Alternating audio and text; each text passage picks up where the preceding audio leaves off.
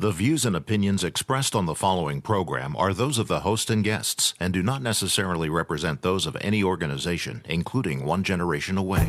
The freedom of a people to choose its leaders is the root of liberty. Keep alive this experiment in liberty. Liberty, in case you've forgotten, is the soul's right to breathe. Government should be very minimal in protecting liberty. Peace cannot be purchased at the cost of liberty. The sturdy ground of liberty. Liberty once lost is lost forever. Fight for their liberty and for our security. Guarantees individual liberty. This great republic, born alone in liberty. Liberty. Liberty. Liberty. Liberty. Liberty. Liberty.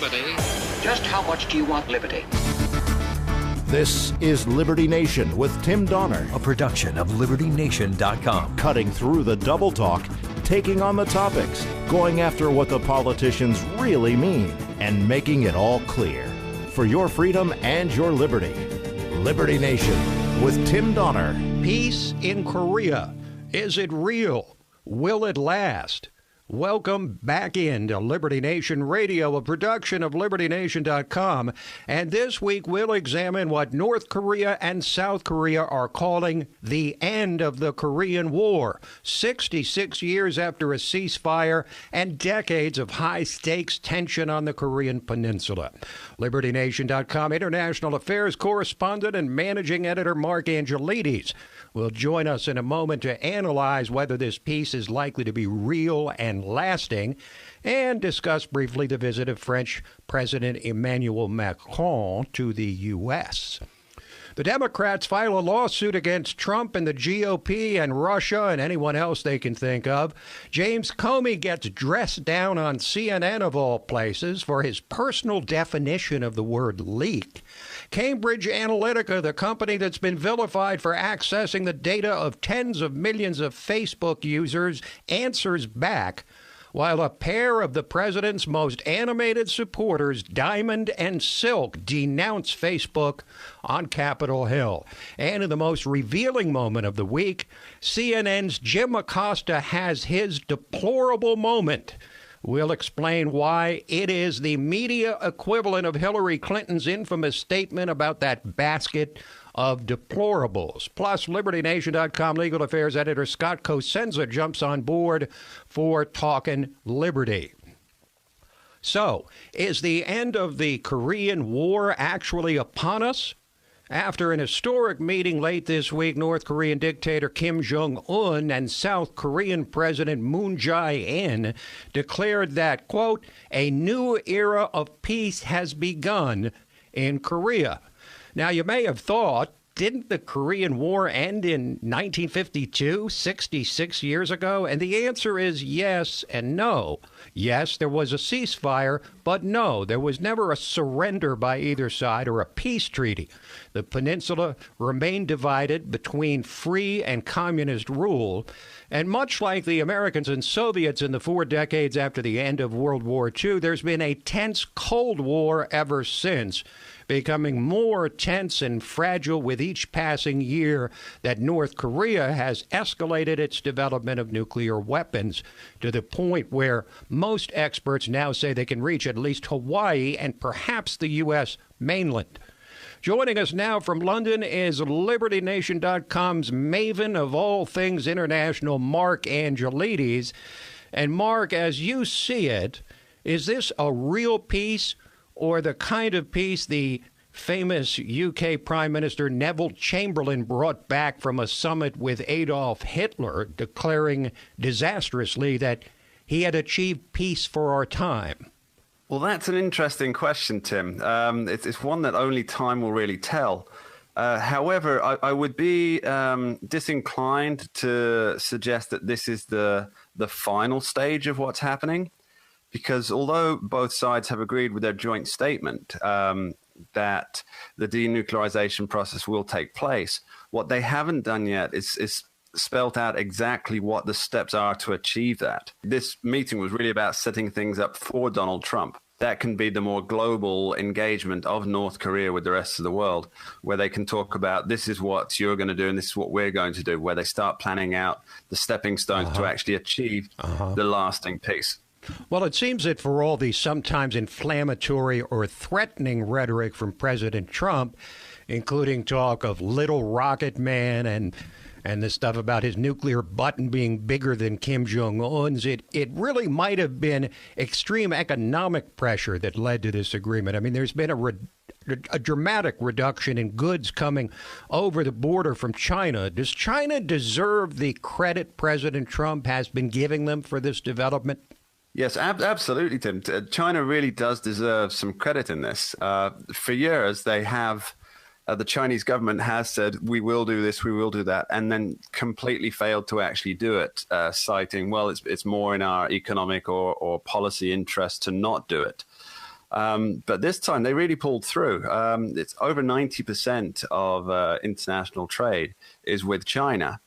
But yeah, China, they actually did it. They came through. The agreements that they reached with President Trump on his historic Asia visit, they came through on it, and they absolutely deserve credit for this.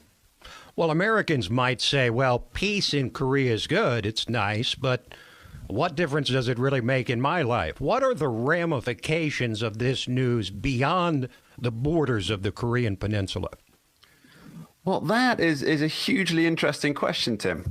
I mean, to the lives of the man on the street, probably not much. Except, of course, that they're that little bit safer, because we never actually know what's going to happen with North Korea. It is, by all definitions, a rogue state. And for all we know, that tomorrow morning it could wake up and there'll be a missile on the way. And apparently, Kim has the capability to do that now. Is Trump succeeding by, again, breaking the mold of what so many presidents have done, specifically what the last 3 presidents have tried with Korea, strategic patience? Or is he simply proving that peace through strength, a la Ronald Reagan, really works? You know, I think it would be unfair to suggest that it's peace through strength. In the same way, it'd be unfair to say that the strategic patience has finally worked, because neither of those is strictly speaking true. I mean, from my opinion, and also from the opinion of various China media outlets, various think tanks in South Korea, they think that really it's a combination of the time has come for North Korea to re-engage with the rest of the world, but also that there's now a president who's in place and willing to do a deal. We can, of course, hardly trust Kim Jong-un. Yeah. So another Reaganite phrase comes to mind regarding this newfound peace agreement: trust but verify. But before I let you go, Mark, just a quick comment on the visit of French President Emanuel Macron to the U.S. He seemed to say one thing to Donald Trump and quite a different thing to the United States Congress. Well, the thing to understand with this is Macron was representing 2 different groups. Firstly, he was trying to represent his country to President Trump. That's what the bonhomie was all about, trying to build a personal relationship. But what he said to Congress, this was for the home audience, and this was for the EU. This was the globalist message, because Macron doesn't really do anything that isn't approved by the European Union or by his, I hate to say globalist overlords, but you get my idea on this. And so, yeah, he's serving 2 masters there. All right. Thanks for joining us, Mark. Appreciate it. Very welcome. That's Mark Angelides, international writer and managing editor for LibertyNation.com. For the days when you are on the go, Liberty Nation's new audio feature now makes it possible to listen to our articles in the Listen to the News section of LibertyNation.com. Simply click on the Play SoundCloud or Play in Browser tabs for fully narrated versions of our top stories. At LibertyNation.com, we work hard to bring you the truth at your convenience. Quick break, and then we're back with Say What? Another Trump nominee derailed. The Democrats sue everyone. James Comey gets dressed down on CNN. Cambridge Analytica answers back, while the inimitable Diamond and Silk denounce Facebook on Capitol Hill. Stay right there. Liberty Nation with Tim Donner.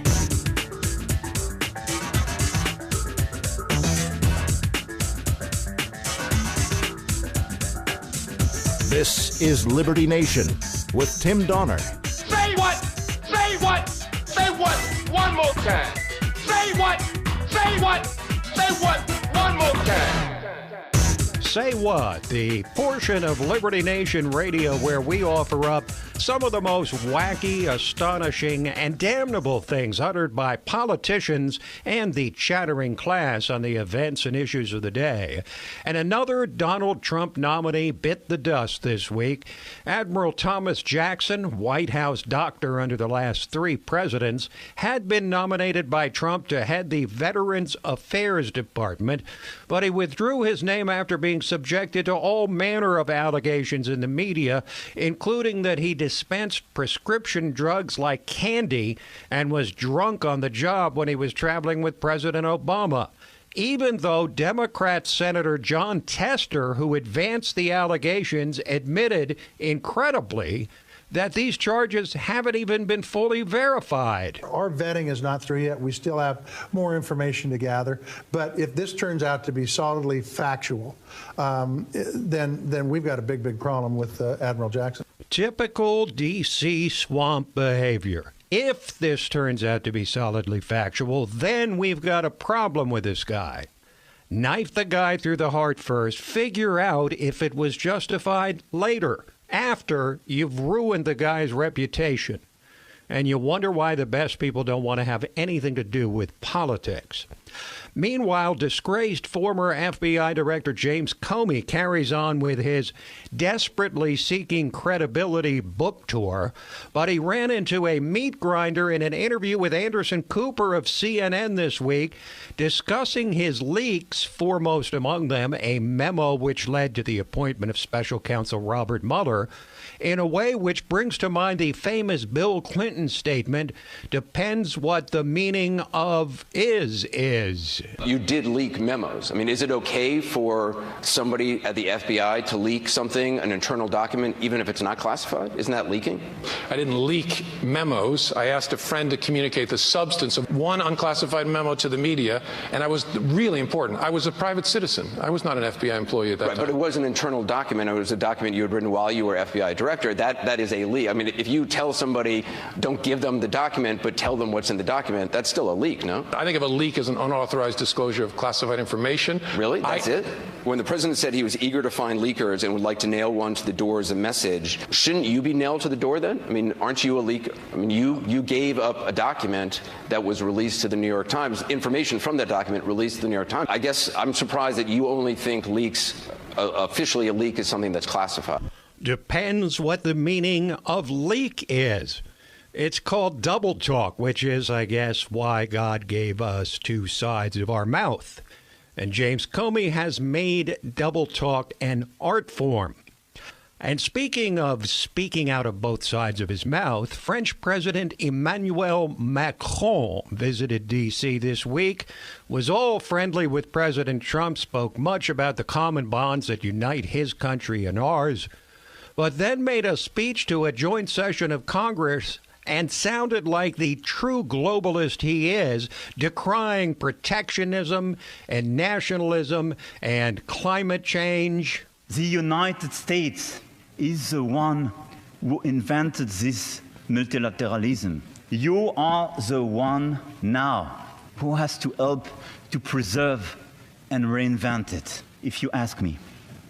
I do not share the fascination for new strong powers, the abandonment of freedom, and the illusion of nationalism. Some people think that securing current industries and their jobs is more urgent than transforming our economies to meet the global challenge of climate change. If we work and live destroying the planet while sacrificing the future of our children, the illusion of nationalism, climate change. Well, Macron certainly knows how to play both sides of the street. Clever guy. Meanwhile, in their haste to make sure everybody knows, no matter what special counsel Robert Mueller finds or does not find, that Donald Trump is guilty of conspiring with Russia to rig the 2016 election, the Democratic National Committee has filed suit against Trump and the GOP National Committee and Russia and anyone else they can think of. And DNC Chairman Tom Perez says there's no doubt about a conspiracy. A year ago when I came to the DNC, it was clear to me that we'd been hacked and we'd been hacked by the Russians. It was less clear to me a year ago whether there was a conspiracy between the Russians and the Trump campaign. It has become abundantly clear to me that there is that conspiracy. I feel that we have ample evidence to demonstrate in a civil proceeding what we're doing. And we have a different burden of proof. It's a lower burden of proof in a civil case. Ah, there's the key. A lower burden of proof. But the key here is that the DNC has evidently concluded that condemning President Trump and now suing him is by itself enough for them to win control of Congress in November. They apparently believe anything resembling a positive agenda is unnecessary. Republicans did hold a seat in the House in a special election in Arizona this week for what it's worth. Meanwhile, Facebook was in the crosshairs on a couple of fronts this week after Facebook mogul Mark Zuckerberg appeared on Capitol Hill recently and did a mea culpa on the mining of data by a firm hired by the Trump campaign, tripping all over himself to apologize for the breach. Alexander Kogan of Cambridge Analytica, the company which mined the data for Trump, went on CNBC and said what his company did was hardly unprecedented. I really believe we were doing something super normal and never expected anything to go wrong. It was just business as usual. This is such a normal thing to do back then. And now Facebook's saying, hey, rogue actor. But in reality, I think the truth is we've got tens of thousands of other apps who did the same thing, probably a much bigger scale than me. Nearly every user on Facebook has been collected many times over by many companies. Facebook does not know where that data is, and they have no real way to figure it out. Working with Facebook is a bit like working in a building where you see half the employees bring in their dog. And so I bring in my dog. My dog pees in the wrong place, and now management is coming to me and saying, how could you bring in your dog?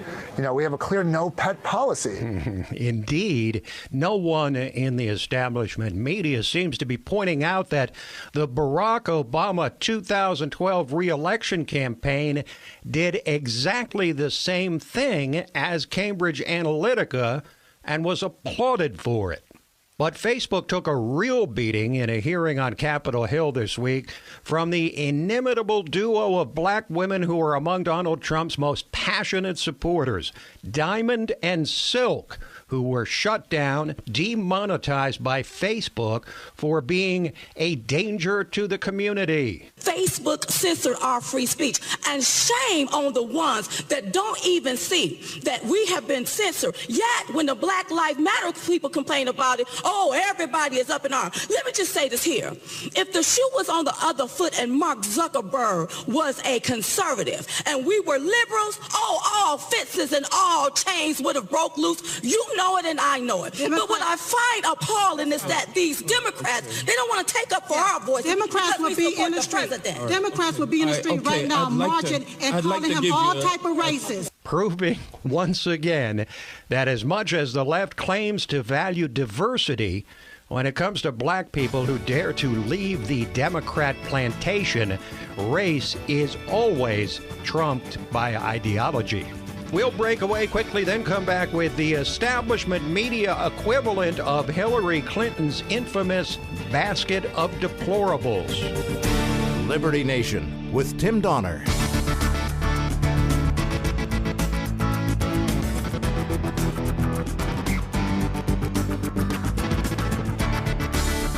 Far more important than my political future and far more important than yours, the well-being of our country. This is Liberty Nation with Tim Donner. When Hillary Clinton denounced half of Donald Trump's supporters as a basket of deplorables, and even worse, irredeemable, In the heart of the 2016 presidential campaign, it was a moment of crystal clarity for the regular, hardworking, law-abiding citizens who form the backbone of America, the folks in flyover country who've long been held in contempt by the leftist political establishment. But that was just the political class. Jim Acosta, the grandstanding, nakedly anti-Trump White House reporter for CNN, has now created a similar defining moment for the establishment media.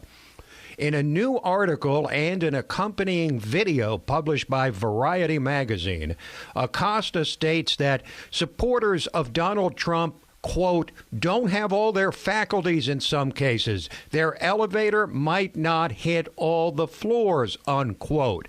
He says these people are too dumb to realize that everything with Trump is just an act. The problem is that people around the country don't know it's an act. They're not in on the act, and they take what he says very seriously, and they take attacks from Sean Spicer and Sarah Sanders and what they do to us on a daily basis very seriously. They don't have all their faculties in some cases. Their elevator might not hit all floors. Well, at least we should give Acosta credit for honesty. As with Hillary, we've known all along what Acosta and his fellow left-wing Trump haters in the media believe about those who deign to support this president. But as with Mrs. Clinton, Acosta's statement removes all doubt.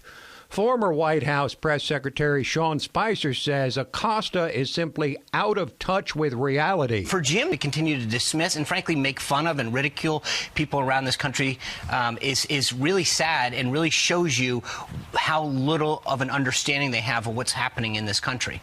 Of course, the one difference between Hillary's remark and Acosta's is that Acosta doesn't stop at condemning the character of Trump supporters. He attacks their mental capacity. He thinks they're a bunch of stupid, ignorant hicks who don't know any better. One wonders what the reaction would have been if Acosta said the same thing about uneducated urban Obama voters. But never mind that. You can be certain CNN will be sending Mr. Acosta to the White House to make a spectacle of himself some more and contend that he's a legitimately impartial journalist. Acosta, who was once called a carnival barker by former White House Press Secretary Sean Spicer, has tried to make a name for himself with provocative and haranguing questions, obviously designed to draw attention to himself rather than to induce real answers. Here's 3 examples.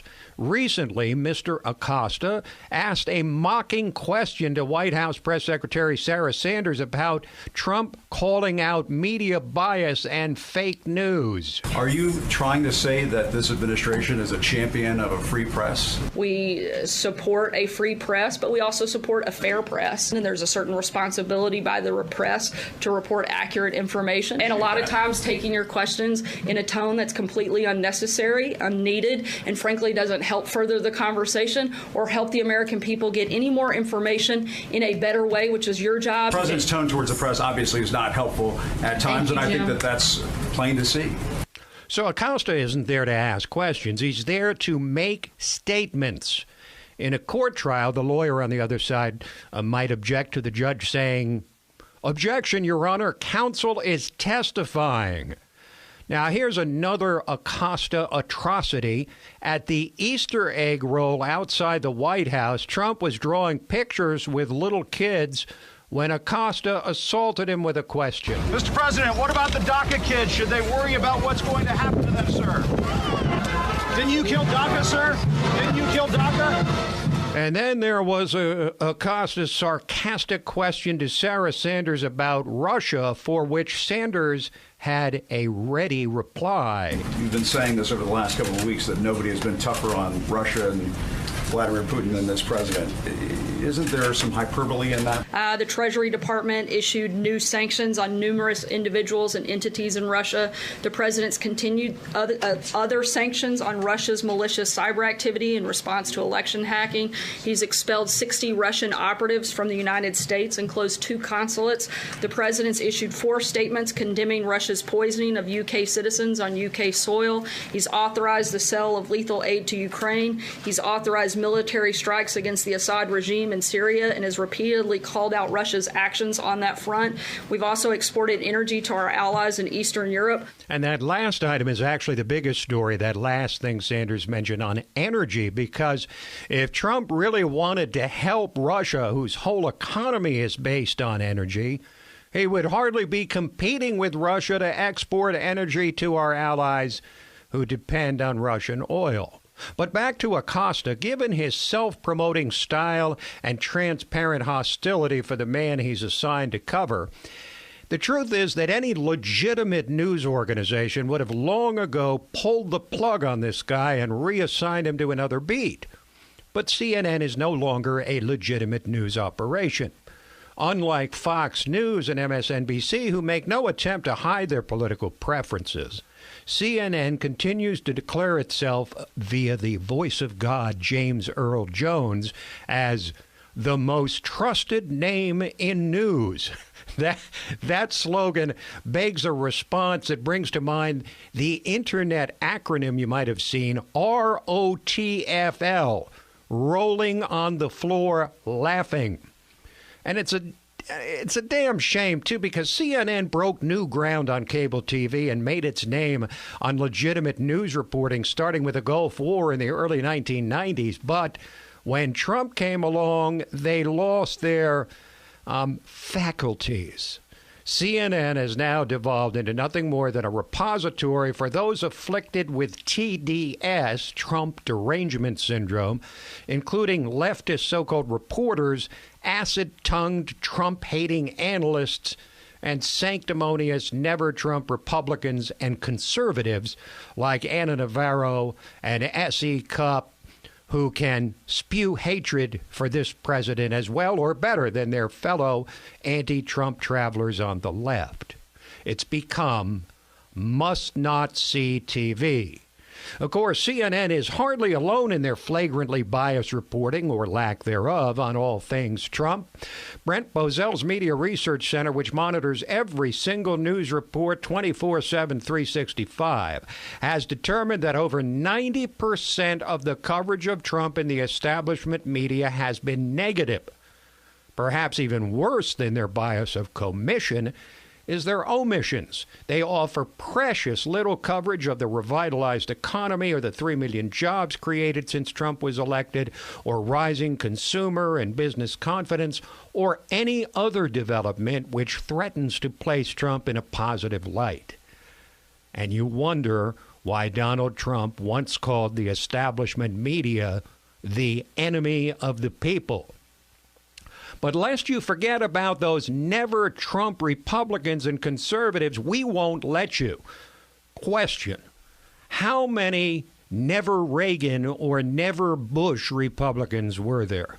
How many never-Clinton or never-Obama Democrats? No such thing. But Donald Trump comes along and enacts the most conservative agenda since Reagan, in some ways even more conservative. But that's not enough for sanctimonious, never-Trump so-called conservatives like the whiny columnist for the Washington Post, Jennifer Rubin. This week, she went on MSNBC and insulted both Trump and Sean Hannity about their close relationship. I think this is a parasitic, codependent relationship. It is obviously a completely inappropriate role for anyone who calls themselves a journalist or thinks they're a journalist or has a logo on their screen that says news on it. Why is Trump taking advice from this guy? Get someone smarter. Get someone who knows something. We're calling out these never-Trumpers every week here. Last week it was S.E. Cupp of CNN. This week, Jennifer Rubin, one of the most insufferable voices in the insufferable swamp of Washington, D.C. For the days when you are on the go, Liberty Nation's new audio feature now makes it possible to listen to our articles in the Listen to the News section of LibertyNation.com. Simply click on the Play SoundCloud or Play in Browser tabs for fully narrated versions of our top stories. At LibertyNation.com, we work hard to bring you the truth at your convenience. We will break away for a moment, then come back with Talkin' Liberty, featuring the latest on Michael Cohen and Stormy Daniels. Liberty Nation with Tim Donner. And we welcome you in now to the section of Liberty Nation, which we entitle Talkin' Liberty, as we're joined by our regular contributor, constitutional lawyer and LibertyNation.com legal affairs editor, Scott Cosenza. Hello, Scott. Everyone's favorite segment on the show, I think, Tim. Hello. I'll put that to a vote. Michael Cohen, Stormy Daniels. Those two names have become almost intertwined to the point where we did a Liberty Nation TV this week, which we called The Saga of Stormy Cohen. Yes, sir. What's the latest with Michael Cohen and Stormy Daniels and the special counsel's criminal referral to the Southern District of New York? Catch us up on the latest, what we need to know. There will be a special master appointed to review the materials that were seized by the FBI agents from Michael Cohen's offices and home and hotel room. So what had happened was there was a fight over who was going to be able to review that material. The Department of Justice had custody of it, and the Department of Justice wanted, as you might imagine, Department of Justice attorneys to review the material and decide what was relevant, what wasn't.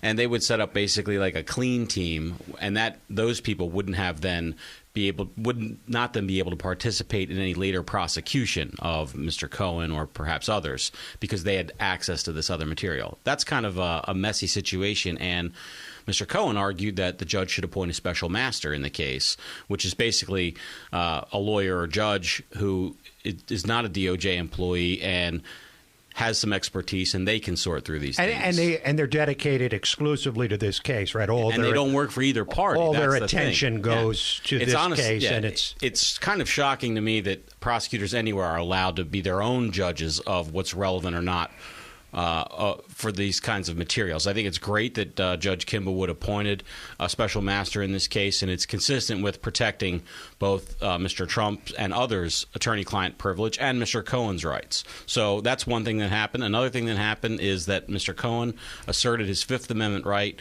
to not speak because he may incriminate himself in the civil case, which is the Los Angeles case. That's the one where Stormy Daniels is suing Donald Trump and Michael Cohen to sort of be let out of this confidentiality agreement. Mr. Cohen had alleged that he kind of hinted around it that he might plead the Fifth, but he didn't state it. And there was a sense that he was not stating it so that it's politically damaging for him and the president for him to plead the Fifth because of, I think, Tim, a perception on much of the public's part that means you're guilty of something. Right. And it does not mean you're guilty of something. It just means that you are mindful of the fact that any inconsistencies in evidence or testimonies will be used against you. So if I say to you, Tim, did you take any airplane flights recently? And you say, no, I didn't. And then I put up a photo of you driving to the airport with a time and date stamp. And maybe you forgot that you dropped your wife off at the airport or something like that.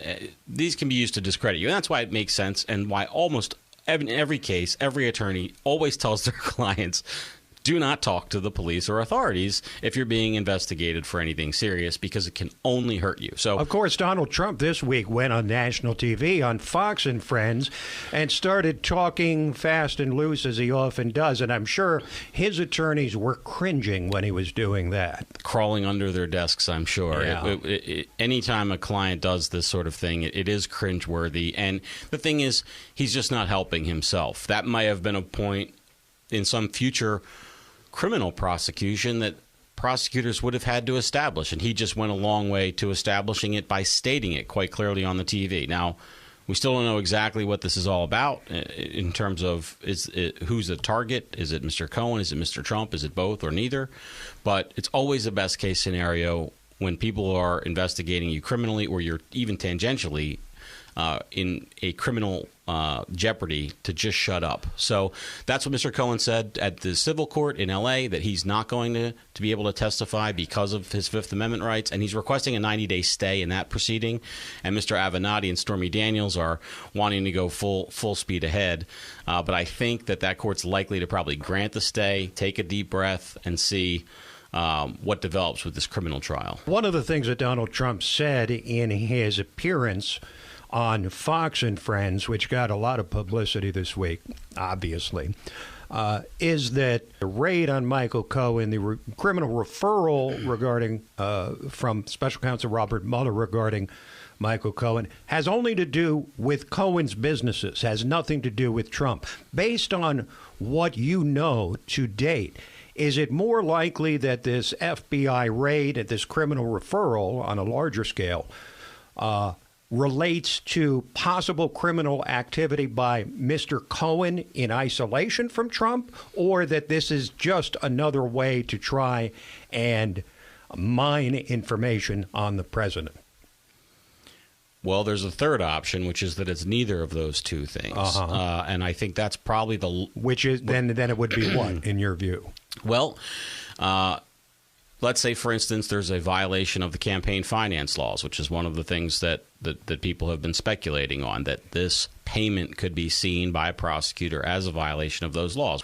Robert Mueller's office found some information they believe indicated some criminal activity. They forwarded it to the Justice Department, and the Justice Department in D.C. then sent it to the U.S. DOJ's office in Manhattan for prosecution. So that sort of path leads me to believe that it's option 3, Tim, that there's some other thing that he's discovered. You know, I'm always railing against these laws that are not common law crimes, right? It's easy to not murder, steal, set something on fire, assault someone. Those are uncomplicated things, and that's what our criminal law should penalize, not unwittingly saying you left it on a trip at noon when you really left at 1, and then or later charged for false, or a couple extra dollars in the till at the fundraiser, right. or this kind of thing where the charge would be that this $130,000 payment was somehow a campaign contribution.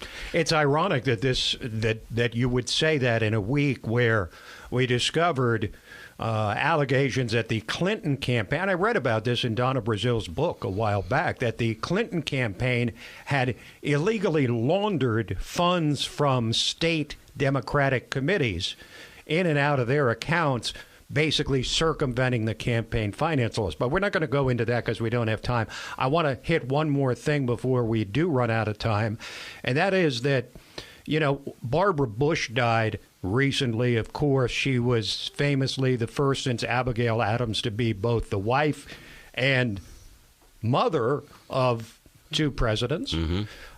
And she was, widely thought to be an amiable, at a minimum, strong figure, and yet a professor at Fresno State essentially danced on her grave, saying that Barbara Bush was an amazing racist, which was not anything I'd heard anywhere else.